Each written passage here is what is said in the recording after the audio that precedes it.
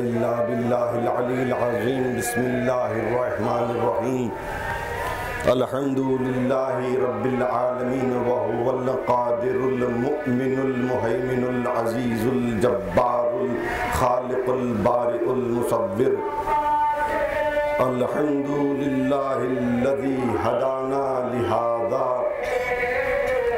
وما كنا لنهتدي لولا أن هدانا الله لقد جاءت رسل ربنا بالحق الصلاة والسلام على سيد الأنبياء والمرسلين شفيع المذنبين خاتم النبيين رحمة للعالمين جد الحسن والحسين المصطفى الأمجد المحمود الأحمد أبي القاسم المحمد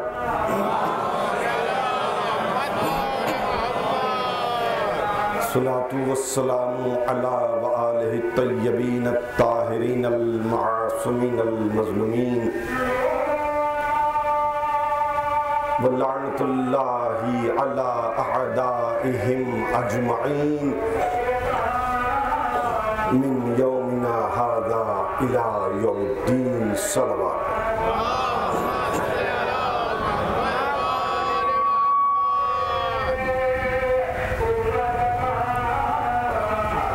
جس طریقے سے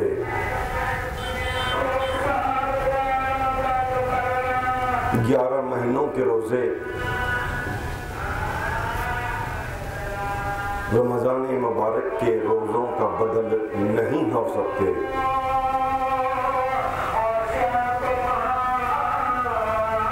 اسی طرح 9 مہینے 22 دن کی عزاداری 2 مہینے 8 دن کی عزاداری کا بدل نہیں ہو سکتی۔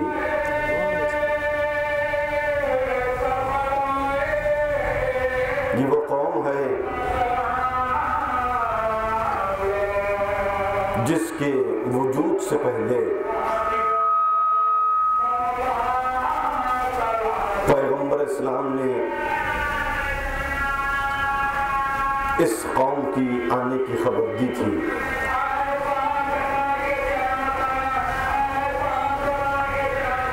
اور یہ بھی کتنی تعجب خیز بات ہے کہ شہزادی نے یہ سوال نہیں کیا کہ حسین کے گلے پر اگر خنجر چلے تو اسے روکے کون؟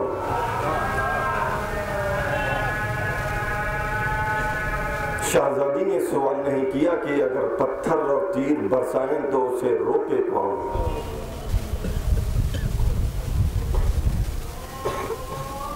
شہزادی نے یہ بھی نہیں پوچھا کہ اگر شام غریباں خیمے جلنے لگیں تو اسے بجھائے گا کون؟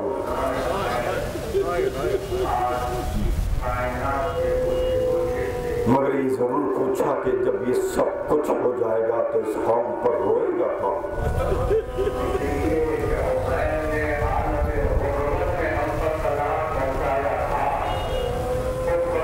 پہلی محرم سن 1433 ہجری کی شب کو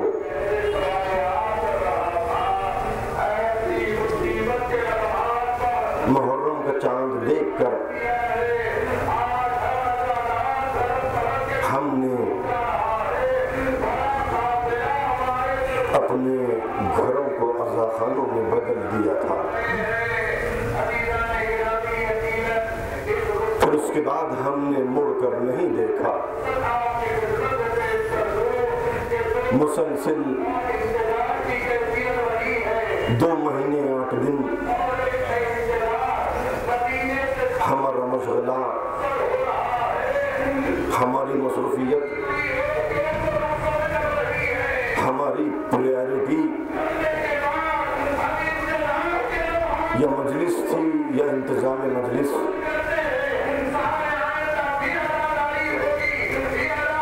یا ماتم تھا یا نظام ماتم،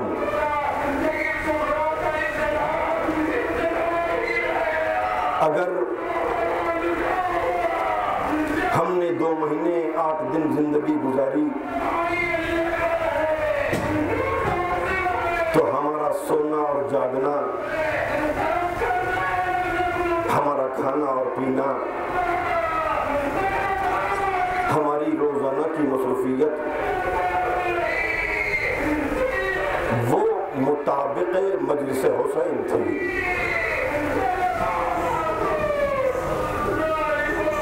اگر تقاضائے مجلس یہ تھا کہ ہم سر و پا برہنہ ہو جائیں تو ہم سر و پا برہنہ ہو گئے۔ اگر تہذیب ازاں نے ہم کو دھوپ میں کھڑے ہونے پر مجبور کیا تو ہم بلا تکلف کھڑے ہو گئے۔ لبِ سڑک بیٹھنا پڑا تو ہم بغیر کسی تذبذب کے باعث افتخار سمجھ کر لبِ سڑک بیٹھ گئے۔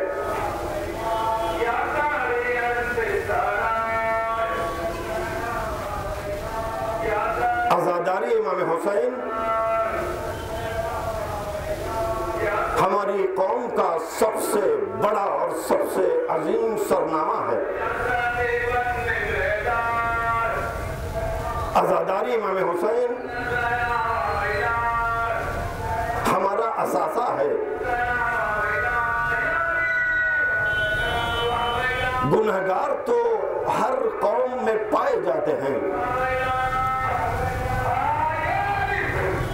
مگر ہے کوئی ایسی قوم جس کے پاس ایسا پانی ہو جو گناہوں کو دھو سکتی ہے؟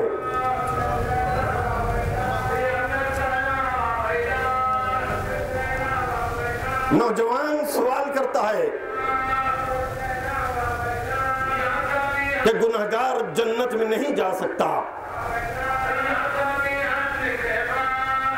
تو پھر یہ تھوڑا سا ماتم کرنے کے بعد ماتمدار جنت میں کیسے چلا جائے؟ گنہگار تو جنت میں نہیں جا سکتا۔ فرش عزا پر بیٹھنے کے بعد مظلوم کے نام پر آنسو بہا کر وہ جنت میں کیسے جا سکتا ہے؟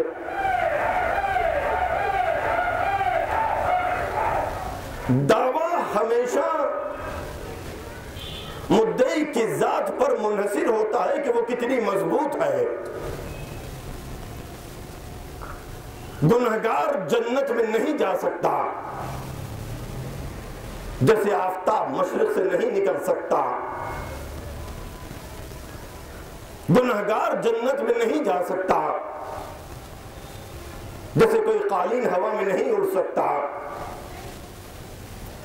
گنہگار جنت میں نہیں جا سکتا، جیسے بہتی ہوئی دریا میں راستہ نہیں بن سکتا۔ گنہگار جنت میں نہیں جا سکتا، جیسے کوئی چاند کے 2 ٹکڑے نہیں کر سکتا۔ گنہگار جنت میں نہیں جا سکتا، جیسے آسمان سے ستارہ اتر کر زمین پر نہیں آ سکتا۔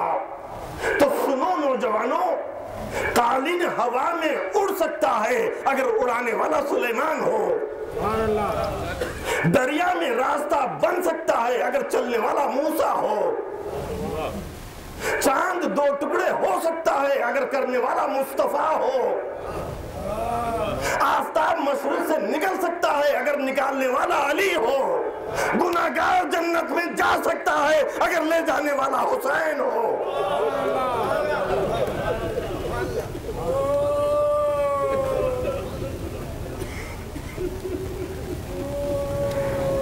مگر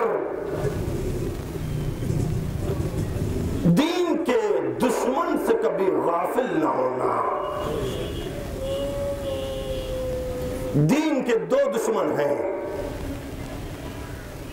ایک ہے عمل کا دشمن، ایک ہے عقیدے کا دشمن۔ بغیر محبت محبت اہل بیت دعوی عمل جھوٹ ہے، دعوی محبت اہل بیت بغیر عمل جھوٹ ہے، دونوں بھی ضروری ہیں۔ قبر میں عقیدہ پوچھا جائے گا، محشر میں عمل پوچھا جائے گا۔ اپنے گھر کی کتاب سے نہیں پڑھ رہا ہوں، قرآن مجید میں 20 مرتبہ کہا گیا آمنوا وعملوا، ایمان لاؤ اور عمل کرو۔ عزیزان گرامی، آج کی صبح تک ہماری مجلسیں، ہمارے مدرسے تھے، آنے والی صبح سے ہمارے گھر، ہمارے مدرسے ہونے چاہیے۔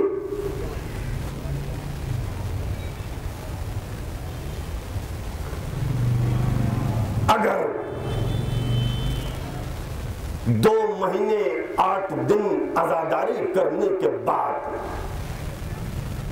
ہماری فطرت میں، ہماری روزانہ کی زندگی میں چھوٹا موٹا فرق بھی نہ آیا تو پھر کیا فائدہ کہ ہم عزاداری کریں یا نہ کریں؟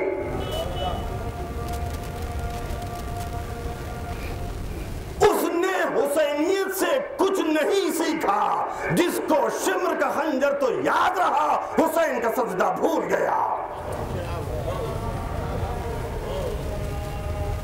خدا کے واسطے جہالت کی گفتگو نہ کرو، یہ سوال نہ کرو کہ مجلس نماز سے افضل ہے، یہ نماز مجلس سے افضل ہے۔ کس کا تقابل کس سے کر رہے ہو؟ محبت آل رسول کا تقابل سرمایہ آل رسول سے۔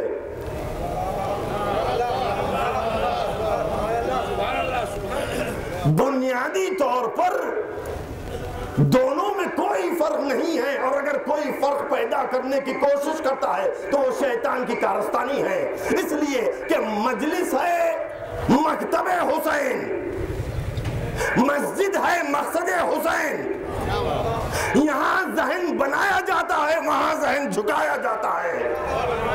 ریشو نکال کر دیکھ لینا کہ ہم نے کتنا ذہن بنایا ہے، کتنا ذہن جھکایا ہے۔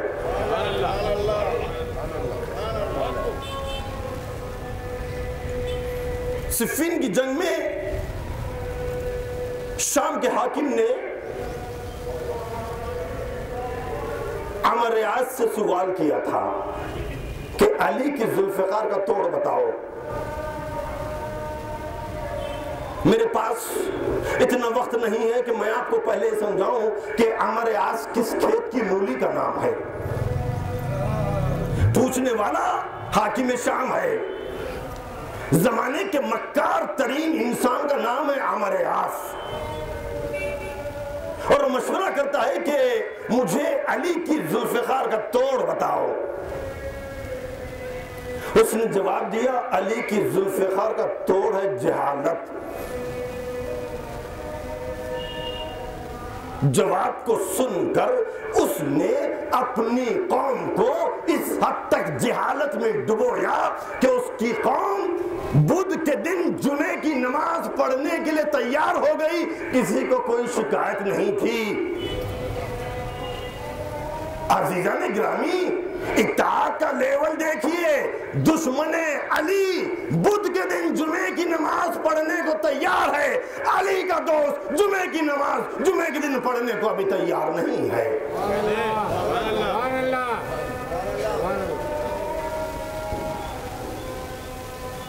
یہ سوچ کر تبلیغ نہ چھوڑ دو کہ میں خود گناہگار ہوں، بھلا میں کسی دوسرے کو راہ راست پر کیسے لا سکتا ہوں؟ دوسروں کے میلے کپڑے دھونے سے اپنے ہاتھ خود بخود صاف ہو جاتے ہیں۔ سبحان اللہ، سبحان اللہ، سبحان اللہ۔ عزیزان گرامی، شادی کرنا واجب نہیں ہے،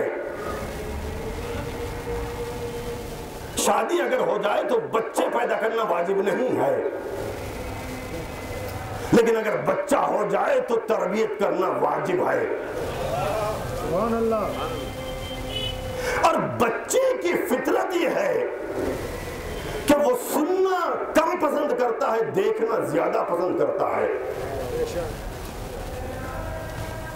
اس کی دلیل یہ ہے، ٹیسٹ کر کے دیکھ لیں، اس کے سامنے اچھے کہانیوں کی ایک آڈیو کیسٹ لگائیے، دیکھیے کہ وہ کتنی دلچسپی سے ان کو سنتا ہے، اور اس کے مقابلے پر بغیر آواز والا کارٹون پکچر لگا دیجئے، دیکھیں کہ اس کو دلچسپی کتنی آتی ہے۔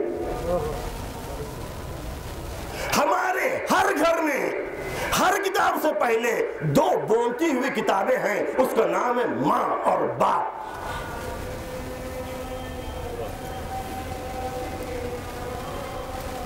بچہ ان کے کیریکٹر کو دیکھ کر سیکھتا ہے۔ 1000 مرتبہ اس سے کہیے سچ بولو سچ بولو سچ بولو، ہرگز نہیں سنے گا۔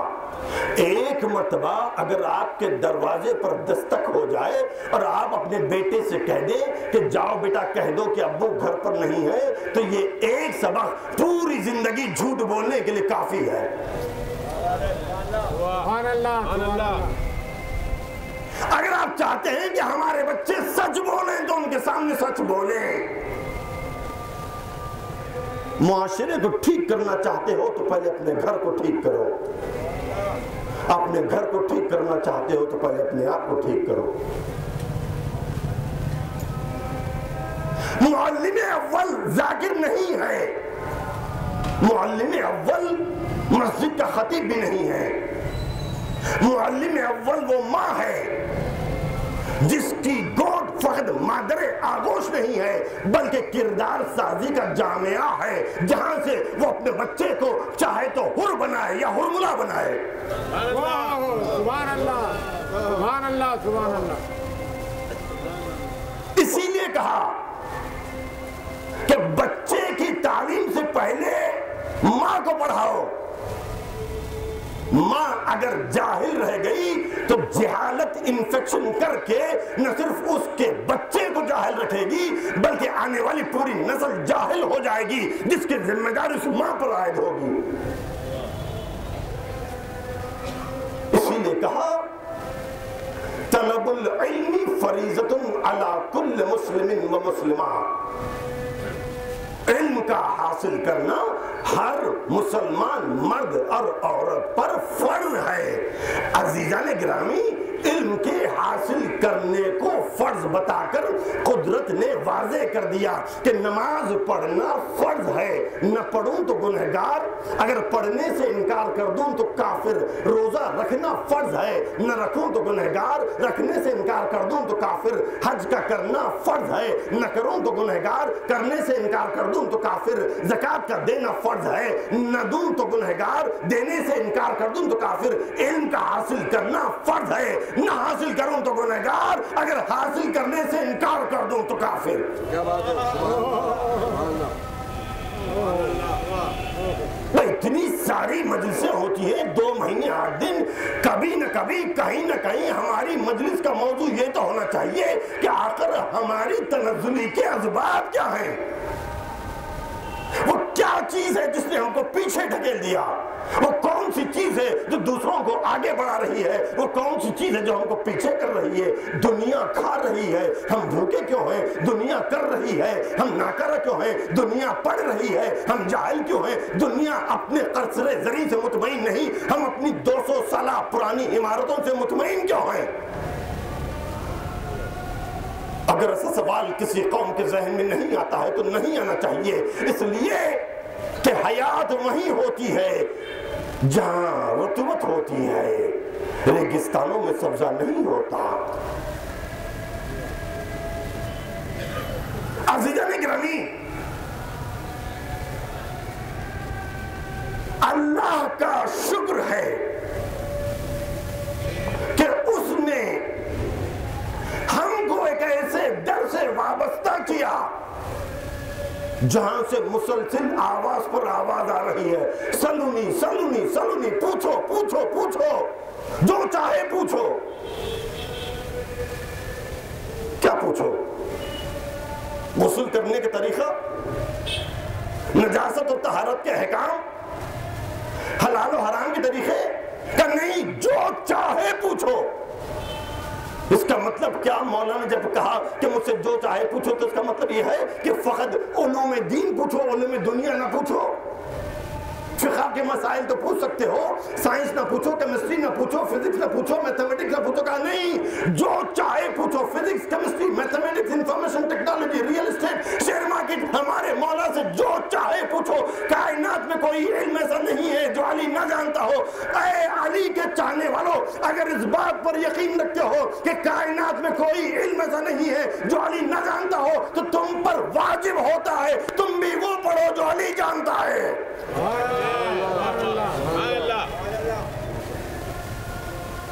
وہ نہ پڑھو جو علی نہ جانتے ہو۔ اگر علی نے مالک اشتر کو بے عمل بنا دیا، تم بھی ساری قوم کو مالک اشتر کی طرح بے عمل بنا دو۔ اگر علی نے اپنے لشکر کے سپاہی کو جاہل بنا دیا، ہر مدرسہ ہر کالج پر قفل ڈال کر اپنی قوم کو جاہل بنا دو۔ لیکن اگر علی نے یہ اعلان کیا کہ پروردگار علی تیری تقسیم پر راضی ہے، تو نے میرے دشمن کو مال دیا، مجھے علم عطا کیا، علی جانتا ہے مال فنا ہو جانے والا ہے اور علم و بحر بے کرا ہے جو وقت کی ہر موت کو ٹکرا کر پھر بھی باقی رہتا ہے۔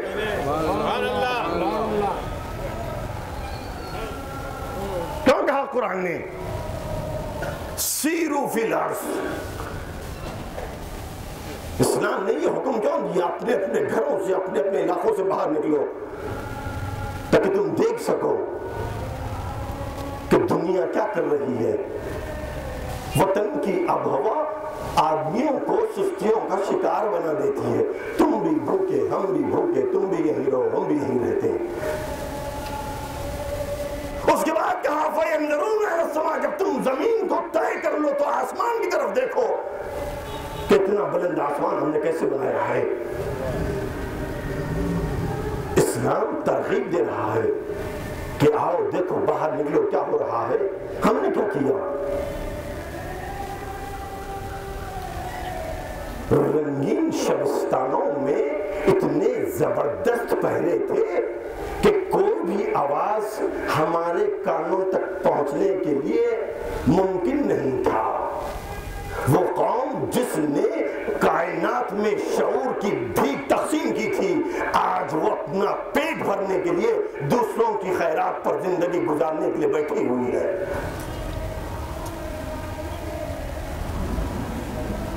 ہم نے ظلم بالائے ظلم یہ کیا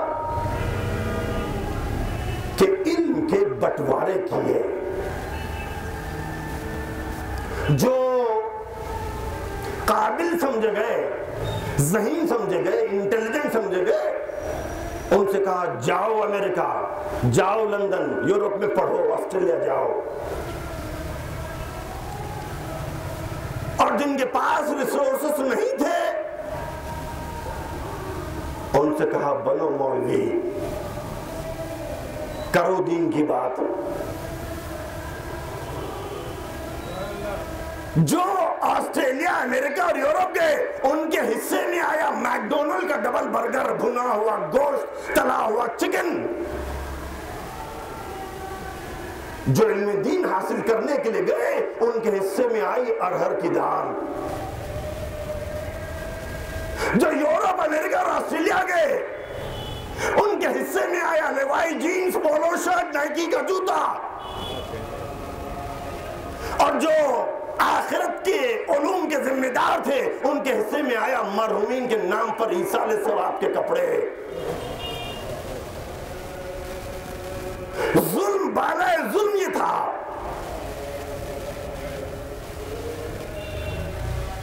کہ ہم نے علوم کو اس طریقے سے تقسیم کر دیا اور علوم میں آل محمد کی اتنی توہین کی کہ جو شخص ہمارے گھر پر قرآن پڑھانے کے لیے آتا تھا اس کے حصے میں آئے 100 روپے، جو عورت ہمارے گھر کی غلاظت صاف کرنے کے لیے آئی تھی اس کے حصے میں آئے 200 روپے۔ عزیزان گرامی، مجھے بڑی خوشی ہوئی وہ اعلان پڑھ کر جو میں نے اپنی تقریر کے آغاز سے پہلے آپ کو باب العلم لائبریری کا اعلان پڑھ کر سنایا۔ اس دور میں اگر واقعاً آپ کسی شے میں انویسٹمنٹ کرنا چاہتے ہو تو گولڈ نہیں ہے، ریئل اسٹیٹ نہیں ہے، شیئر مارکیٹ نہیں ہے، انویسٹمنٹ اگر کرنا چاہتے ہو تو کچھ نہ کرو، فقط اپنی اولاد کو تعلیم سے آراستہ کر دو، قیامت تک اولاد تمہارا یہ احسان نہیں بھولے گی۔ سبحان اللہ، سبحان اللہ، سبحان اللہ۔ یہ قوم، یہ بچے، یہ نوجوان جب ہماری فرش ادا پر آ کر بیٹھیں گے تبھی دنیا سے مقابلہ کرنے کا سلیقہ سیکھیں گے، یا اٹھ کر اس مجلس کے بعد جب باہر نکل جائیں گے کسی جلوس میں شریک ہونے کے لیے تو دنیا کے پاس اتنا وقت نہیں ہوگا کہ وہ فلسفہ اسلام کو سمجھے، حقیقت کربلا کو سمجھے۔ وہ ان ماتمداروں کو دیکھ کر، ان عزاداروں کو دیکھ کر کہے گی یہ ہے حسین کی تیار کردہ قوم، پھٹی ہوئی چپل، میلے پیجامے، بڑی ہوئی مونچھیں، بکھرے ہوئے زلفیں، یہ ہے حسین کی تیار کردہ فوج۔ کتنا بہتر ہوتا اگر عباس کا علم ہوتا، اٹھانے والا ایک پروفیسر ہوتا، اس کے ساتھ 100-150 ڈاکٹر ہوتے، 400-500 انجینئر ہوتے، دنیا دیکھ کر کہتی یہ ہے حسین کا سرمایہ۔ سبحان اللہ، سبحان اللہ، سبحان اللہ۔ نعرہ حیدری، نعرہ صدری، نعرہ خیبری، بہت بہت بلند۔ ہماری قوم کا تعارف ہوتا کہ یہ ہے جنہوں نے مدرسہ بنایا ہے، یہ ہے جنہوں نے کالج بنایا ہے، یہ ہے جنہوں نے ہاسپٹل بنایا ہے، یہ ہے وہ جو بچوں کو تعلیم کے لیے آراستہ کرتے ہیں، یہ ہے وہ بچوں کو مسابقتی امتحانوں کے لیے تیار کرتے ہیں۔ کسی قوم کا تعارف اس کے افلاس اور جاہلیت سے نہیں ہو سکتا، قوم کا تعارف اس اسلام سے کراؤ جس اسلام کو آل محمد لے کر آئے تھے۔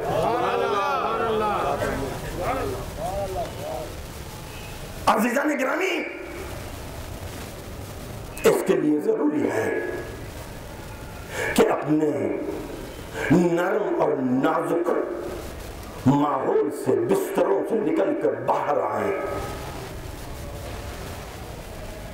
مرد کس کو کہتے ہیں؟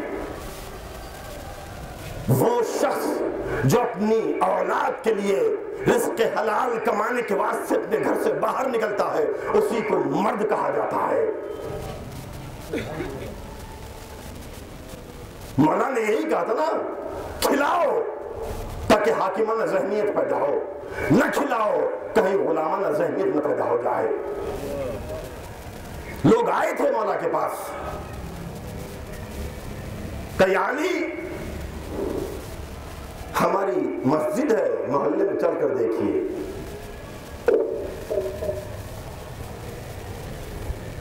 پہنچے، خلیفہ بن کر آئے تھے مولا کوفہ میں، پورا ڈیلیگیشن ہے چاہنے والوں کا، کلمہ پڑھنے والوں کا، کہ یا علی مسجد چل کر دیکھیے۔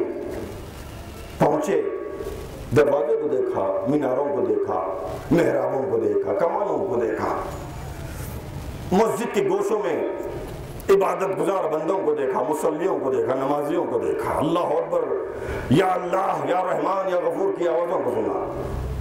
نظر پڑی ایک گوشے میں، بتا کر پوچھا کہ یہ کون لوگ ہیں؟ کہ یا علی یہ رجال الحق ہیں۔ کہ کیا مانے؟ کہ یہ اللہ والے ہیں۔ کہیں تمہارے اللہ والے کرتے کیا ہیں؟ کہ یا علی عبادت کرتے ہیں۔ کہ کب سے کب تک کرتے ہیں؟ کہ صبح سے شام، شام سے صبح۔ علی کو کتنا خوش ہو جانا چاہیے تھا۔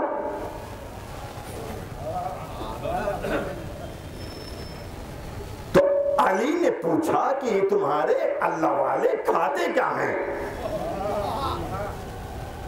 کہ یا علی یہ کھاتے کچھ نہیں، فقط نماز، نوافل، ذکر الہی، اللہ اکبر، یا اللہ، یا رحمان، یا غفور، صبح سے شام، شام سے صبح۔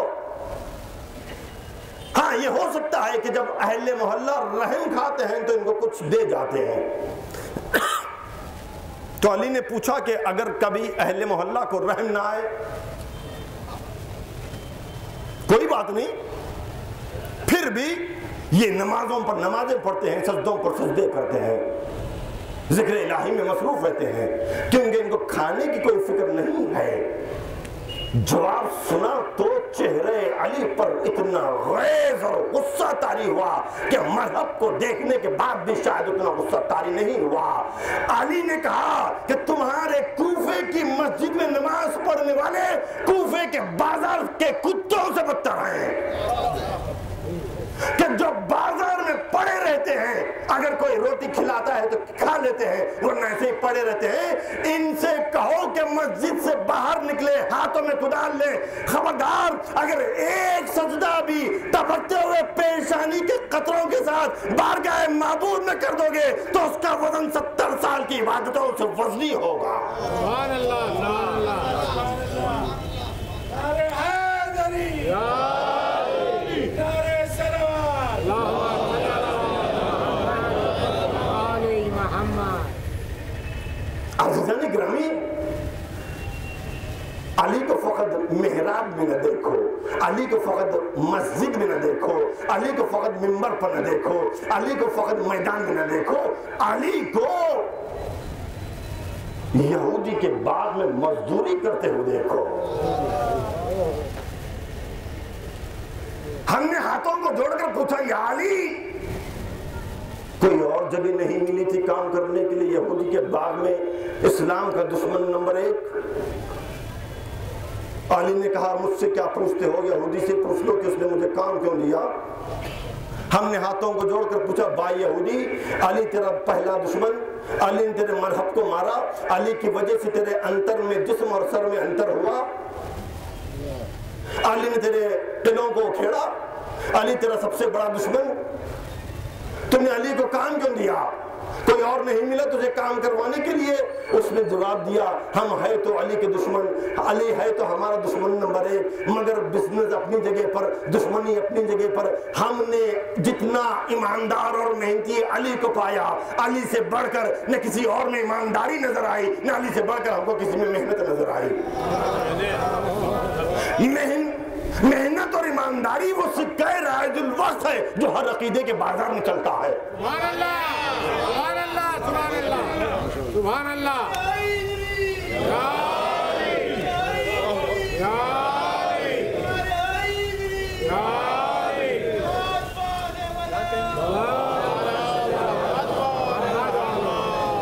ایک جملہ کہوں گا معافی چاہتے ہوئے، اس قوم کو حق نہیں پہنچتا اپنے لبوں سے یا علی کہے جو قوم علی کے بتائے ہوئے محنت اور ایمانداری کے راستے پر نہیں چلتی ہو۔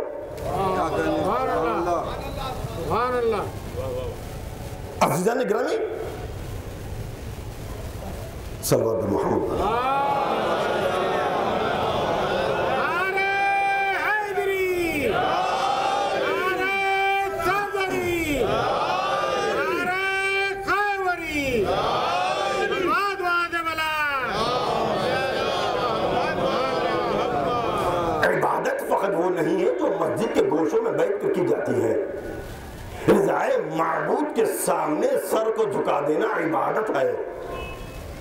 مزدور کے پیشانی سے ٹپکتے ہوئے پسینے کے قطرے کو کسی مجتہد کے تسبیح کے دانے سے کم نہ سمجھو۔ پہلے تسبیح کا وزن سمجھ جاؤ، پھر پسینے کے قطروں کا وزن سمجھ میں آئے۔ فرانس کے ایک جرنلسٹ نے آیت اللہ خمینی جب وہ فرانس چھوڑ کر ایران کو واپس آ رہے تھے، انٹرویو لیا، سوال کیا کہ آپ کے پاس ایٹم بم ہے؟ کہا ہے۔ اس سے بڑا تعجب ہوا، کیمرے کو اس نے فوکس کر دیا، کہا کتنے ہیں؟ کہا 101۔ سارے کیمرے آیت اللہ کے چہرے پر فوکس ہو گئے، یہ کیسا مولوی ہے جو ہر بات صحیح صحیح بتاتا جا رہا ہے۔ تیسرا سوال کیا، آپ نے ان ایٹم بموں کو رکھا کہاں پر ہے؟ کہا جیل میں رکھا ہے۔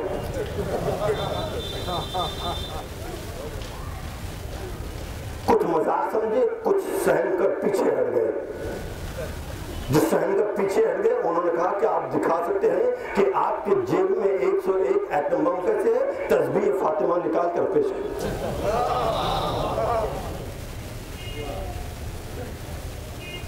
عزیزان گرامی، دامن وقت میں اتنی گنجائش نہیں ہے کہ میں آپ کو بتاؤں کہ اسلام کا دشمن، شیعت کا دشمن، آزاداری کا دشمن ہے کہاں؟ یہ انتہائی چھوٹی اور زنگ آلود فکر ہے۔ اگر کوئی آزاداری کے دشمن کو دارالشفا سے لے کر کوٹلے کے درمیان تلاش کر رہا ہو،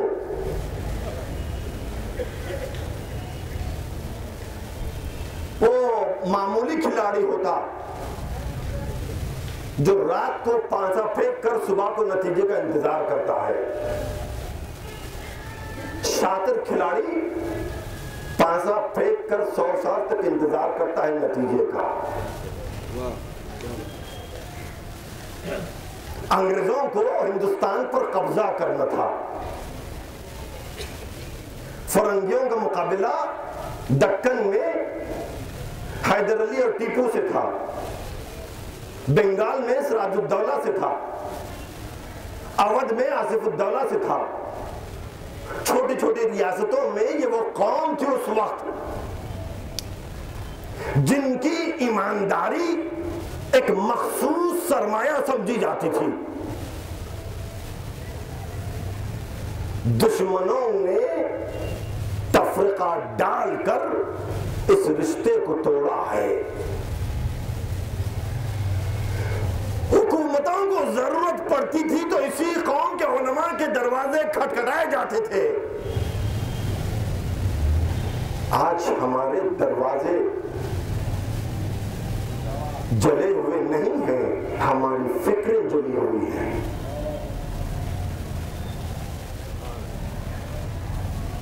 علی نے، فاطمہ نے کیسے علم پہنچایا؟ غیر ملکی سلمان کو علی نے اتنا علم دیا کہ ایمان کے 10ویں درجے پر فائز کرا دیا۔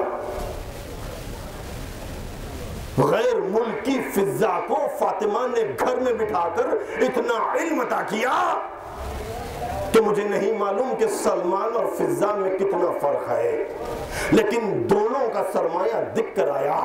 فاطمہ نے جس فضا کو تیار کیا، ہم نے اس فضا کو کربلا سے لے کر شام تک زینب اور ام کلثوم کے برابر شانہ بشانہ چلتی ہوئی نظر آئی۔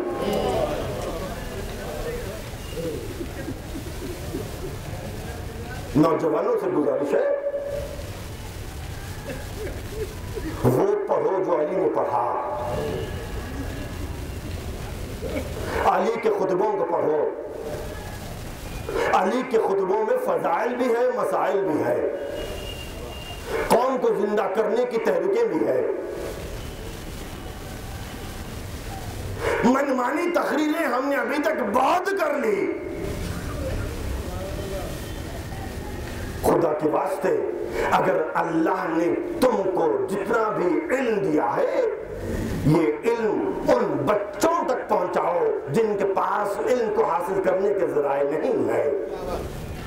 میں نے کہا کہ 2 مہینے 8 دن ہماری مجلسیں، ہمارے مدرسے تھے، آج کا دن گزر جائے، کل کی صبح نمودار ہوگی تو تمہارا فرض بنے گا، تم پر واجب ہوگا کہ تم نے جو کچھ علم حاصل کیا ہے، ایک ایک گھر میں، ایک ایک محلے میں، ایک ایک علاقے میں علمی انجمنوں کی بنیادیں رکھو۔ جب تک علم نہیں پھیلاؤ گے تم علی کو نہیں پہچان سکتے۔ عزیزان گرامی، یہ تو شکر تھا خدا کا کہ نہیں معلوم 2 مہینے 8 دنوں میں ہم نے کتنی مجلسیں کر لی۔ اللہ ہماری اس عزاداری کو قبول فرمائے، ہمارے اس ماتم کے نذرانے کو اور آنسوؤں کو قبول فرمائے۔ جس طریقے سے پیشانی سے ٹپکتا ہوا ایک پسینے کا قطرہ اگر اس کے ساتھ مزدور اللہ کی بارگاہ میں سر کو جھکا کر سجدہ ادا کرتا ہے، اس کا سجدہ 70 سال کی عبادتوں سے زیادہ وزنی ہوتا ہے۔ ہمیں اس بات پر یقین ہے کہ خلوص اور اعتقاد کے ساتھ فرش عزا پر بیٹھ کر اگر تم اپنی آنکھوں سے مظلوم کے نام پر قطرے آنسو نکال دو، اس آنسو میں بھی اتنا ہی وزن ہو سکتا ہے جتنا وزن ہماری پیشانی کے ٹپکتے ہوئے پسینے میں ہے۔ عزیزان گرامی، کتنی دیر ابھی باقی ہے؟ شاید 60 منٹ 70 منٹ، اس کے بعد تو پھر اپنی زندگی معمول پر آ جائے گی۔ کھانے کے وقت پر کھانا ملے گا، آرام کے وقت آرام مل جائے گا، کام کے وقت پر کام پر چلے جاؤ گے، مگر ہائے وہ قافلہ حسینی، ہائے وہ اطفال حسین جس کا سفر غربت ابھی بھی جاری ہے اور جو ابھی بھی اپنے وطن کو نہیں پہنچا۔ ہاں عزاداران حسین، یہ آخری مجلسوں میں سے ایک آخری مجلس ہے، زندگی باقی رہے گی تو پھر سال آئندہ ملاقات کریں گے، مر گئے تو زندگی کی آخری مجلس ہوگی۔ آؤ جی بھر کر ماتم کر لیں، جی بھر کر آنسو بہا لیں۔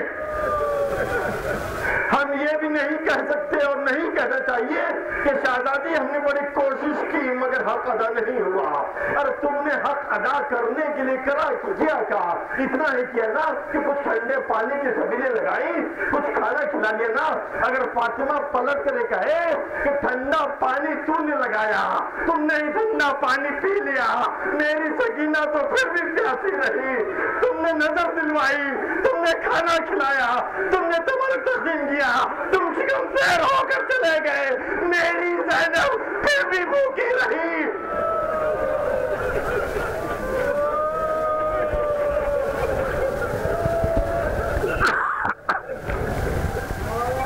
رخصت ہے، آخری مجلس ہے، آخری ماتم ہے، آخری آنسو کے قطرے ہیں اس موسم عزا کے۔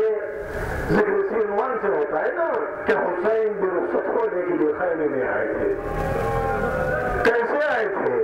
چہرے پر علی اکبر کا خون، کپڑوں پر علی اکبر کا خون، عباس کے مرنے سے کمر جھک چکی تھی، سر سے پیر تک زخمی تھے، زخموں پر زخم لگے تھے۔ خیمے کے اندر داخل ہو کر حسین نے کہنا شروع کیا، زینب تم کو سلام، ام کلثوم حسین کا سلام، سکینہ سلام، رقیہ سلام، ام لیلا سلام، رباب سلام، اے ہماری ماں کی کنیز فضا، گھر میں ہماری ایک موت ہو جائے تو انسان اپنے ہوش کھو دیتا ہے، سلام ہو حسین پر۔ 72 لاشوں کو اٹھانے کے بعد بھی حسین ہم کو بھولے نہیں۔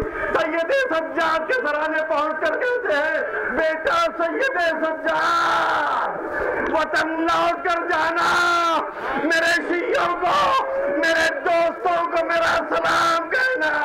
آؤ عزادارو، حسین کو سلام گئے، اے شاہ کربلائے مولا سلام لو، ہم بے کسوں کے والی مولا سلام لو، آقا سلام لو، شاہ والا سلام لو، اے فاطمہ کے چاند ہمارا سلام لو، رخصت آخری ہے، دل افگار آئے ہیں، مولا سلام۔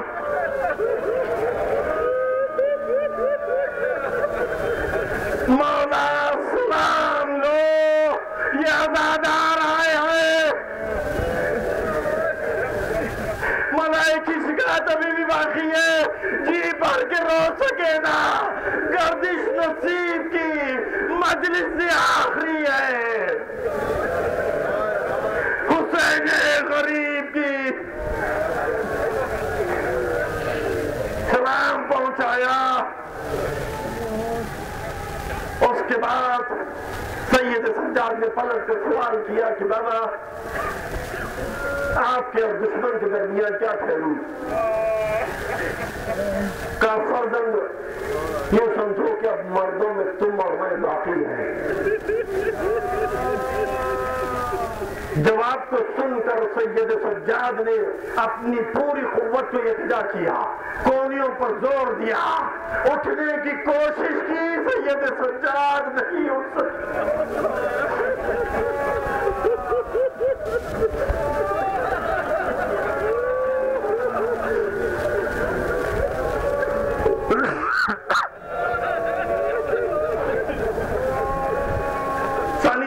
پوچھا کہ بیٹا کیا ارادہ ہے؟ کہا وہ بھی اماں وہ تلوار لٹک رہی ہے، ذرا مجھے دے دے، بابا کی مدد کے لیے جاؤں گا۔ ہاتھوں کو جوڑ کر کہا سید سجاد تلوار نہیں اٹھا سکتے تھے۔ عزیزان گرامی، جو بیمار عاشور کے دن عصر کے وقت اپنے بستر سے اٹھ نہیں سکا، کربلا سے کوفہ، کوفے سے شام کیسے لے جایا گیا؟ گلے میں توق ہے، ہاتھوں میں ہتھڑیاں ہیں، پیروں میں بیڑیاں ہیں۔ حسین نے سلام پہنچایا، خیمے کے باہر آئے، ایک مرتبہ گھوڑے پر سوار ہوئے، آگے بڑھنا چاہا، گھوڑے نے آگے بڑھنے سے انکار کر دیا۔ حسین نے دیکھا سکینہ گھوڑے کے پیروں سے لپٹی ہوئی ہے۔ ایک ہی التجا ہے کہ میرے بابا کے گھوڑے میرے بابا کو میدان کی طرف نہ لے جا۔ حسین نے دلاسا دیا کہ سکینہ صبر کرو، یہاں سے دور یتیمی کا آغاز ہے۔ بچی کم سن تھی، سوال کرنے لگی کہ بابا یہ یتیم کسے کہتے ہیں؟ شاعر نے سکینہ کے سوال کو جواب دے دیا کہ بی بی نہ پوچھو کچھ، یہ مصیبت عظیم ہے، مر جائے جس کا باپ وہ بچہ یتیم ہے۔ ایک مرتبہ حسین میدان میں آئے، حملے کا آغاز ہوا، تلواریں پڑنے لگی، نیزے آنے لگے، پتھر برسنے لگے۔ فاطمہ کا لال، رسول کا نواسا گھوڑے پر سنبھل نہ سکا، ایک مرتبہ تلوار کو نیام کیا، آواز آئی یا ایتھا النفس المطمئنۃ ارجعی الی ربک راضیۃ مرضیہ۔ حسین نے کہا اے اماں، وعدے کا وقت ہو چکا ہے۔ فضائے کربلا میں آواز گونجی میرے لال، تیری ماں کربلا کے میدان میں آ چکی ہے۔ گھوڑے سے حسین زمین پر آئے، زلزلہ کا آغاز ہوا، فرات کا پانی اچھلنے لگا، زینب فریاد کرنے لگی۔ سید سجاد در خیمہ پر کھڑے ہو کر السلام علیکہ یا ابا عبداللہ، السلام علیکہ یا ابن رسول اللہ۔ زینب نے پوچھا میرے لال کسے سلام کرتے ہو؟ کہا بڑی اماں، بابا کا سر نو کے نیزہ پر ہے۔ اس کے بعد قیامت برپا ہو گئی، گھوڑوں کی نال بندی، گھوڑے دوڑنے لگے، زینب کی فریاد یہ محمد کا فاطمہ کا بیٹا ہے، یہ علی کا بیٹا ہے، تو مجھے پامال کر دے، میرے بھائی کے لال سے